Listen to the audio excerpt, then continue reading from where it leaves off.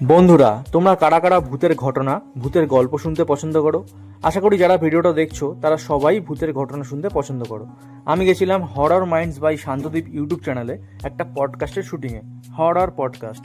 আমার সাথে ঘটা কিছু ভৌতিক ঘটনা আমি সেখানে শেয়ার করেছি এবং কিছু শোনা ভৌতিক ঘটনাও কিন্তু আমি শেয়ার করেছি। তোমরা ইউটিউবে সার্চ করতে পারো হরর মাইন্ডস বাই শান্তদ্বীপ।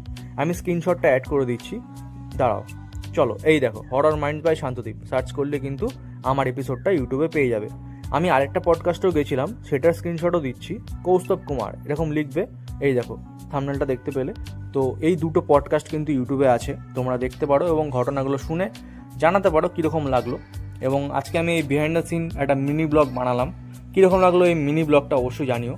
আমি কিন্তু আমার এই চ্যানেল জিৎ সৌম্য ব্লগস, যেই চ্যানেলে তোমরা এই মিনি ব্লগটা দেখছো, এইখানে কিন্তু আমার জীবনের সাথে ঘটা জীবনের এক্সপিরিয়েন্স, কিছু সুন্দর সুন্দর মুহূর্ত আমি ব্লগের মাধ্যমে শেয়ার করি। তো অবশ্যই চ্যানেলটা একবার ঘুরে নিও। চ্যানেলে কিন্তু লম্বা ভিডিও আছে, ওইগুলো তোমরা দেখতে পারো। এবং আজকের ব্লগটা কীরকম লাগলো জানিও।